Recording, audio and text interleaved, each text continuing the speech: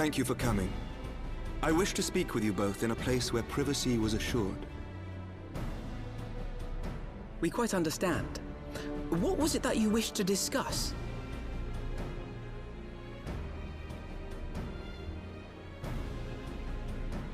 With my father's passing, the seat of the Archbishop lies vacant. And so, in accordance with canon law, I have assumed his responsibilities. I should stress that this is a temporary measure. It was never intended that the Lord Commander of the Temple Knights serve in this capacity indefinitely. Quite the opposite. The statutes specify that I should surrender my powers as soon as a conclave of the senior clergy and the high houses have named a new archbishop. But in light of recent events, that would not seem appropriate. I confess I did not expect you to divulge quite so much quite so soon. The details of the Archbishop's plans, perhaps, but the true origin of the war and all it entails? I too had concerns. But when the Warrior of Light is witnessed returning to the capital upon the back of a dragon, one's options are rather limited. Mayhap I could have concealed certain details, but for how long? And at what risk? Should the truth have come to light in the meantime, how would the people have viewed my silence? After 1,000 years of lies and secrecy, I could not well abuse their trust and hope to be believed. The time for deception has passed. I only wish the people agreed. That some would deny the truth I had anticipated, but not this many. And among the few who acknowledged that my father had to be stopped, no small number question our methods.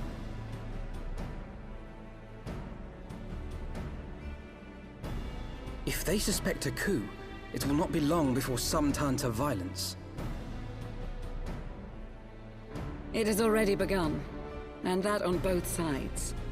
Men and women of the cloth are being harassed in the streets. Some have even been assaulted in the broom. Hilda and her people have formed a watch to help us maintain order, but such measures will not prevent the unrest from spreading. For all our talk of peace, the people remain frightened and confused. For their sake, we must bring the Dragonsong War to a definitive end.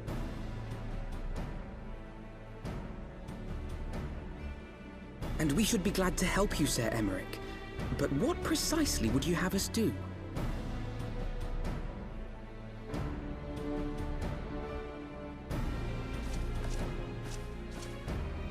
We wish to treat with the dragons of Annex Shrine. To that end, I would trouble you for an escort and an introduction.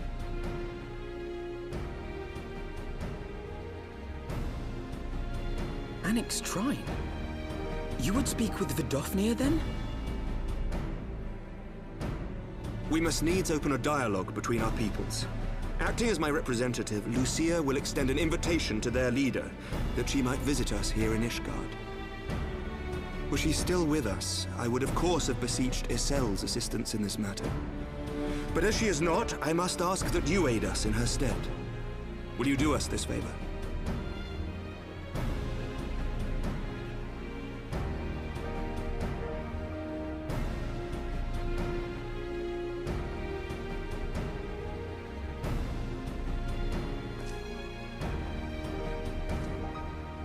Thank you, my friends.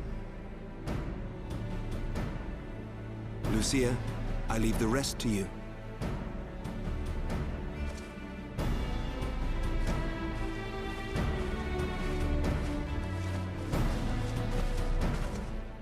In the wake of the Archbishop's fall, the nation of Ishgard trembled, the faith of her people shaken to its very core.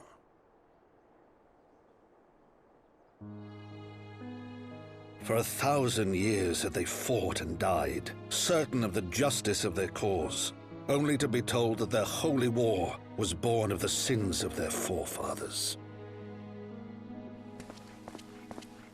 What then for those brave men and women, thus stripped of their righteousness but to despair, to deny the truth and decry its speakers? '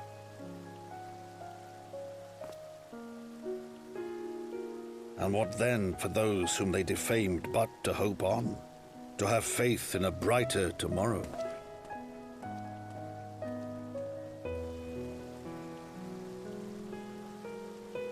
A tomorrow in which man and dragon might live together in harmony, then as distant as the very stars in the heavens.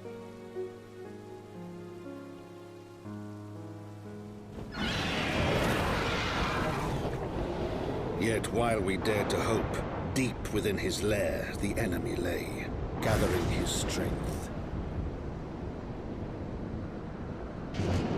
Nidhogg, now possessed of his 2 eyes and the body of the Azure Dragoon, prizes to which he had laid claim at the very hour of the hero's triumph.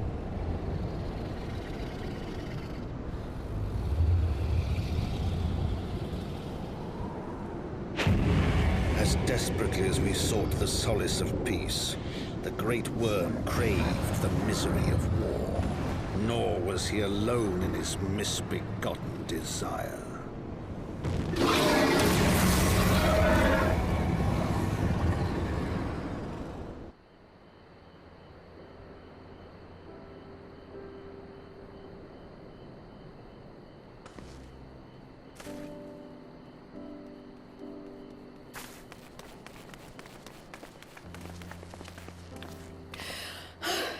I'm terribly, terribly sorry to have kept you all waiting. You need not apologize. We arrived but a moment ago ourselves.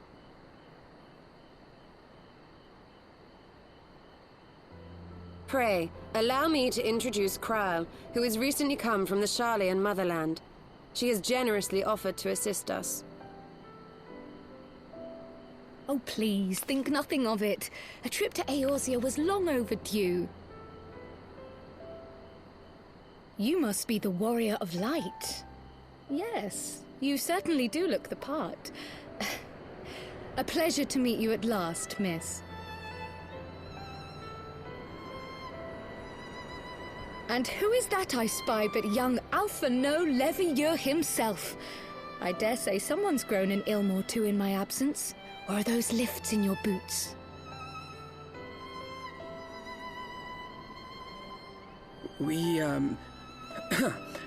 Miss Kryle and I met at the Studium years ago.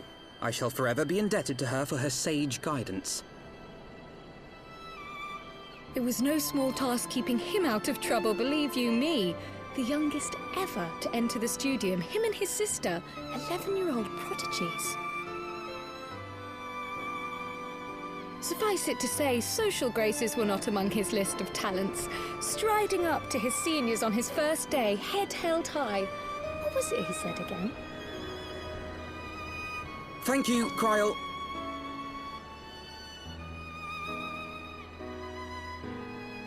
For what? I haven't finished yet. Would you care to attempt a more dexterous deflection?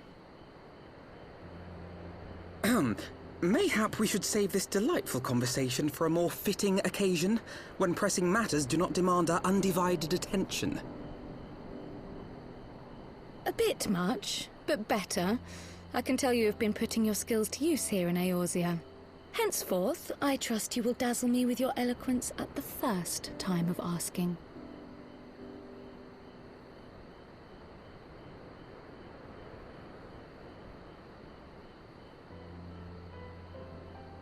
Right, on to more pressing matters.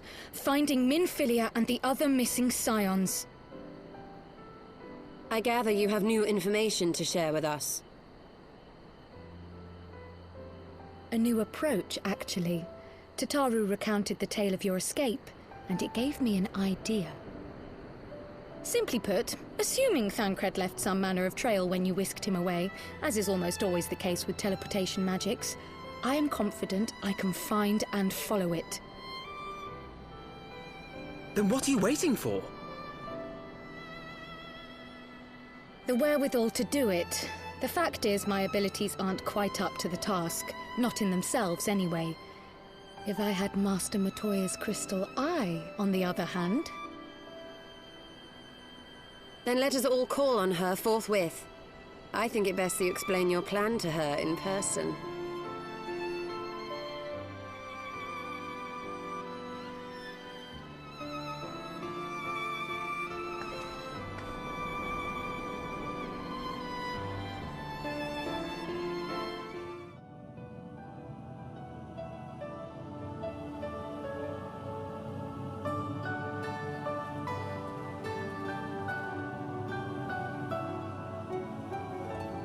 Oh.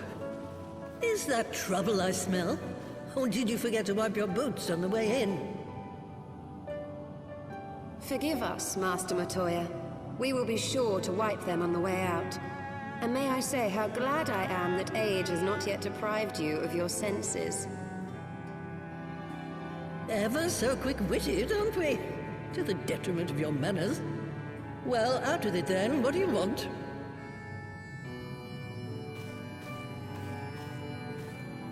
Pray, allow me to introduce myself, Master Matoya. I am Kryl, of the students of Baldessian. I hope you will excuse our unannounced visit. Baldessian, you say? Ah, yes. The old coot set up shop on the Isle of Val, didn't he? Regrettably, our Order's headquarters and the Isle itself were obliterated by a magic of immense power. I have the blessing of light to thank for my own preservation. Kryl, you too possess the Echo. Well, yes, of course I do. Our Order is devoted to uncovering the mysteries of Hydaelyn and interpreting her will, particularly through the study of her gift to us. It was in the course of these studies that I met and subsequently befriended Minfilia. She and I have rather a lot in common. I had no idea. You weren't supposed to. Not that I wanted to deceive you, you understand, but precautions had to be taken. Yes, yes, that's all well and good, but you still haven't told me why you're here. The students of Baldessian are gone, and there is naught I can do to change that. But the signs of the Seventh Dawn can yet be restored, and my dear friend found. You have in your possession an ancient crystal of light, one you call your crystal eye. I believe I can use it to focus my abilities and locate one of the missing scions. And there I was, thinking you might want to make use of my years of experience. Oh, wait here.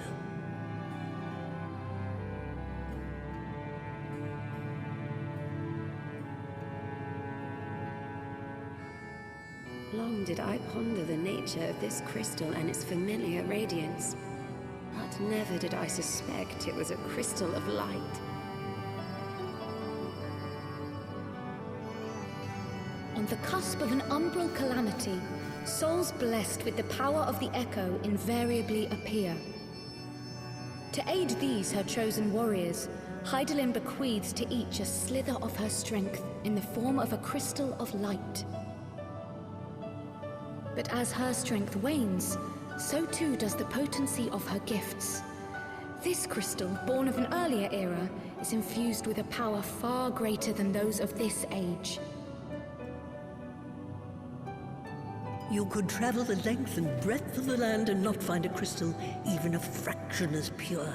Its value is beyond measure, as are the risks inherent in its use. No two manifestations of the Echo are alike. I, for example, can converse with beings of every shape and size, excepting beasts, contrary to what others would have you believe. Language has nothing to do with it, of course. Rather, I am sensitive to the whispers of the soul.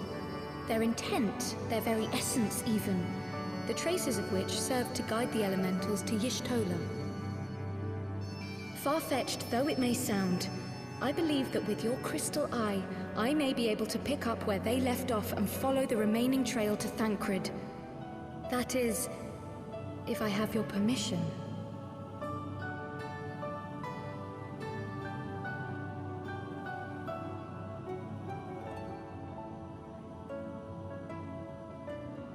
Well, the poor sod's not going to find himself.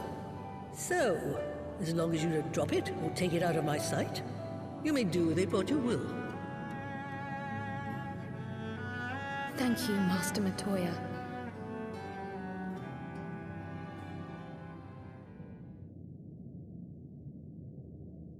Then let us begin.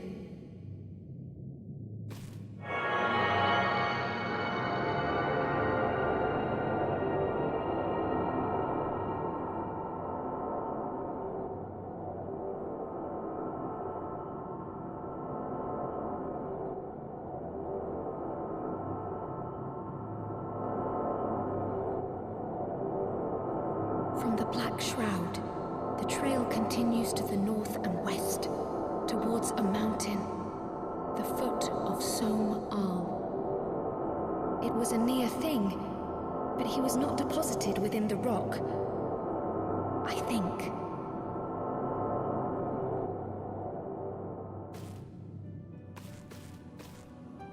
The Hunters of Tailfeather know those lands well. I say we begin our search there.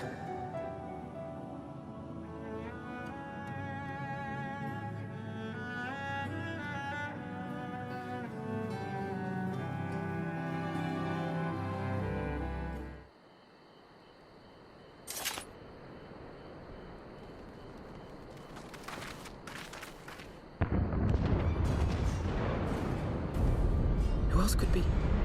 Thancred! It could be Thancred! We must hurry!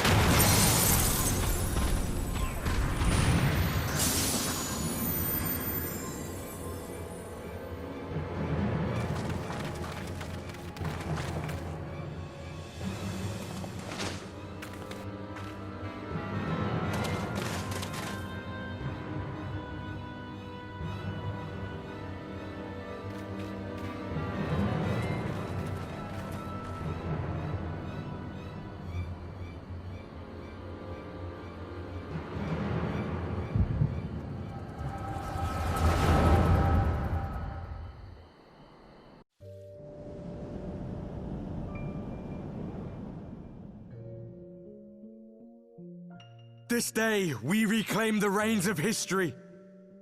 This day, we rid ourselves of the Ascians forever! Fools playing at heroes, all of you. Is this how you believe you can save your world? We can and we will, Ascian. You shall see. Or perhaps you will not!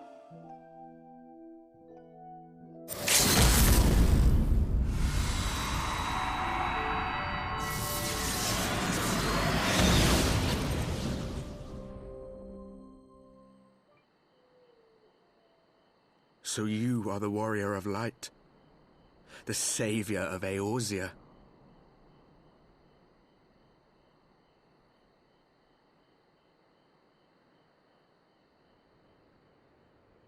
It's a wonder you didn't come sooner, what with the primal and all. Lost a step, have we? Have care. The ether moves strangely around him. It would seem we share a common enemy. Mayhap you would tell us who you are.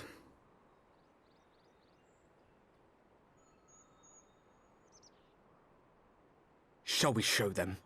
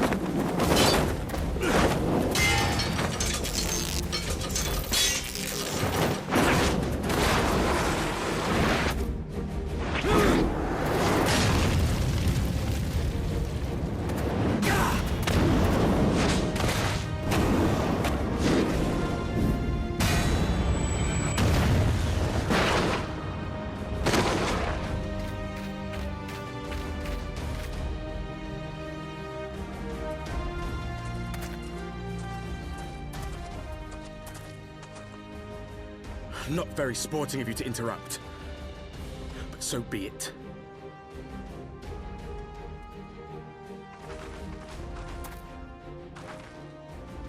Mark well our faces, warrior of light. For we are the warriors of darkness. Walkers of a different path. And we shall meet again.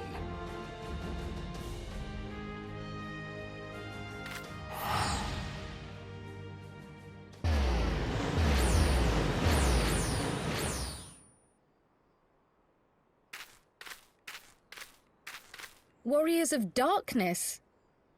Really?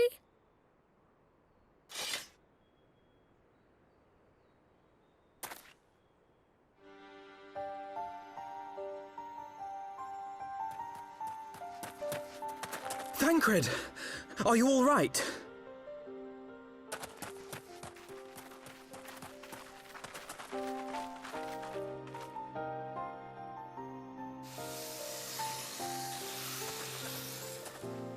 Pleasantries can wait. I'd rather not be here when the Nath arrive. Agreed?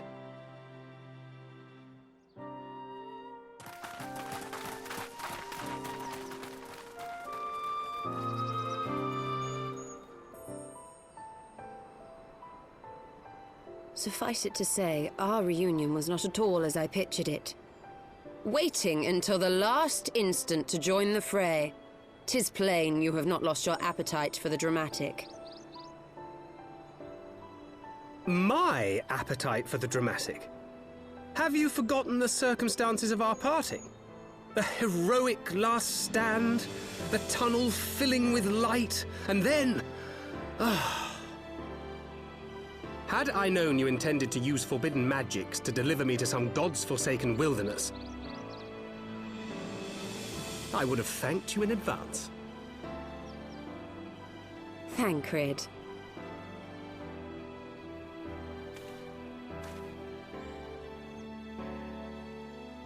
If nothing else, you might have warned me that I would emerge from the life stream in the Altogether. Eventually, I managed to fashion knives from some obsidian I found, and set about hunting for meat and hides. Given that I'm not all that skilled in leatherworking, it's probably for the best that I met the Vath before I was reunited with you.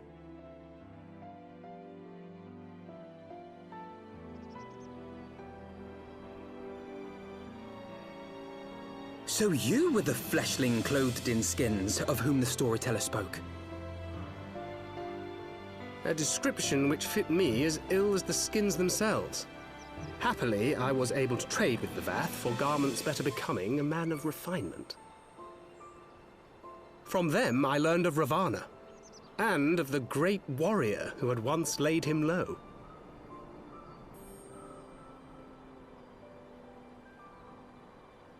And thence did you conclude that were you to track the Primal's movements, it would surely bring you into contact with the Scions once more. It seemed a reasonable assumption. I could think of no one else with your enthusiasm for slaying beastmen gods. Until now, that is. Ah, yes. The self-proclaimed Warriors of Darkness. 'Tis only fitting that they stand in opposition to the Warrior of Light, I suppose. I glimpsed the leaders past, if only for a moment. They were confronting a man in black. An Ascian, I think.